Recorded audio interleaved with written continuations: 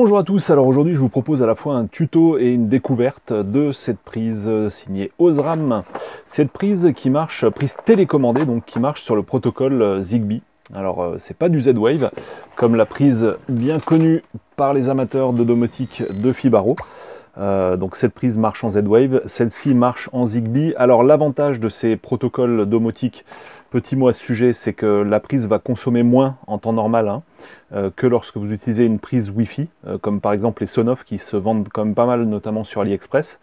Donc celles-là vont consommer moins de courant électrique au quotidien.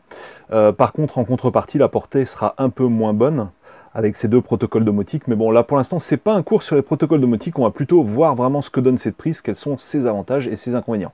Alors vous voyez déjà par rapport à la prise signée Fibaro, on va rapprocher un petit peu les deux prises.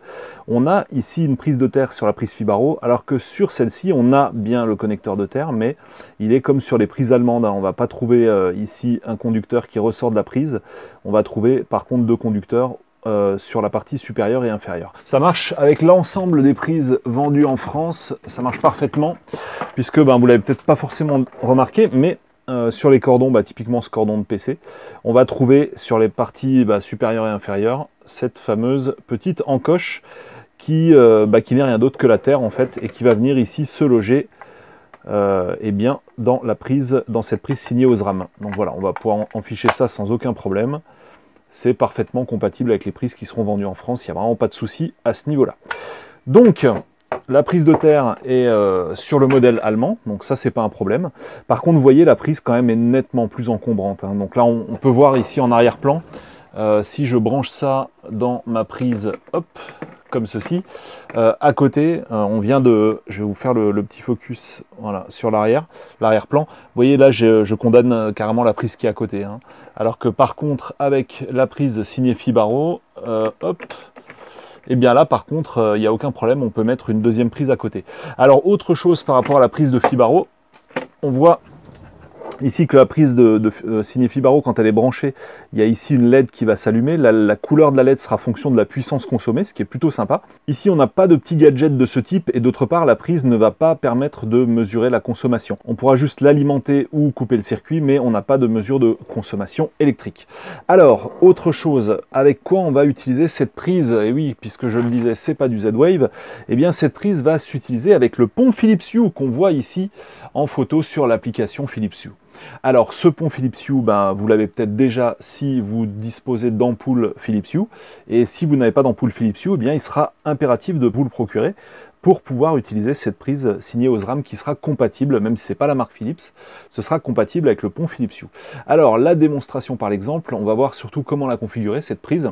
Alors pour la configurer plus facilement, je vais brancher une autre prise juste à côté, histoire qu'elle serve de relais. Tiens, d'ailleurs au passage, pour vous montrer comment ça marche, je vais utiliser cette lumière, et vous voyez, là on retrouve les contacts de la prise de terre, au-dessus et en dessous de la prise mâle, et tout ça, bien sûr, ça va rentrer en contact ici, et du coup, la liaison avec la terre est assurée.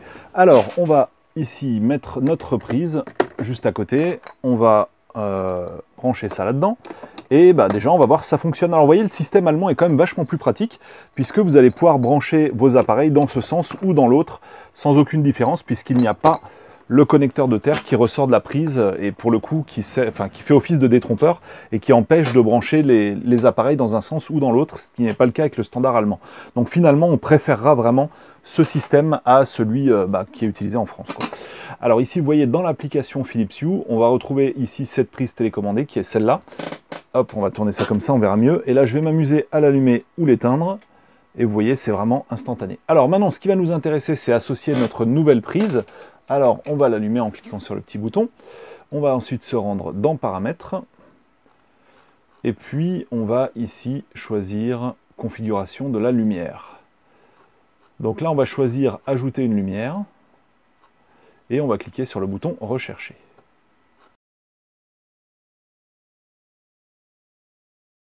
Et voilà, à l'issue de plusieurs scans, mon plug est enfin détecté. Alors vous voyez, on avait la possibilité d'ajouter une lumière aussi par numéro de série, mais je ne trouve pas de numéro de série à 6 caractères comme on pourrait le trouver sur les ampoules de la marque Philips sur ce plug. Donc du coup, j'ai été obligé de passer par la recherche manuelle.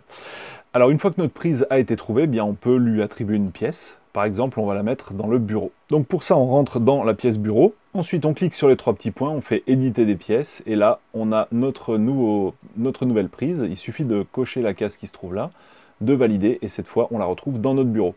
Alors, on va voir si tout ça fonctionne. Pour ça, on va cliquer là-dessus. Et voilà, on voit que ça, effectivement, ça a arrêté notre prise, et on peut la redémarrer comme ceci. Voilà, le plus simplement du monde. Alors là, il y a un variateur, mais pour le coup, effectivement, ça ne fonctionnera pas du tout, puisque c'est du tout ou rien, évidemment. C'est pas une prise d'immable, ça va soit laisser passer la phase, soit la bloquer, tout simplement.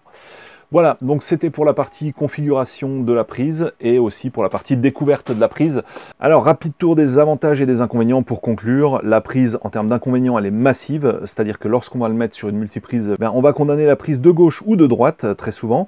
En termes d'inconvénients aussi, il vous faudra disposer d'un pont Philips Hue, c'est impératif pour pouvoir utiliser la prise. C'est pas comme avec les prises Wi-Fi que vous allez pouvoir utiliser directement sur votre routeur. Autre inconvénient, le Zigbee a quand même pas la portée du Z-Wave, même si globalement, quand la maison est bien maillée avec plusieurs appareils, ça posera pas de problème. Ensuite, au niveau des avantages, la prise est franchement pas trop chère, on peut la trouver pour une quinzaine d'euros en cas de promo. L'autre avantage de la prise, c'est qu'elle va pas consommer grand chose, donc ça c'est vraiment bien par rapport aux prises Wi-Fi, c'est un avantage. Et également, on apprécie ce format de prise de terre qui va vous permettre de brancher vos prises dans un sens ou dans l'autre.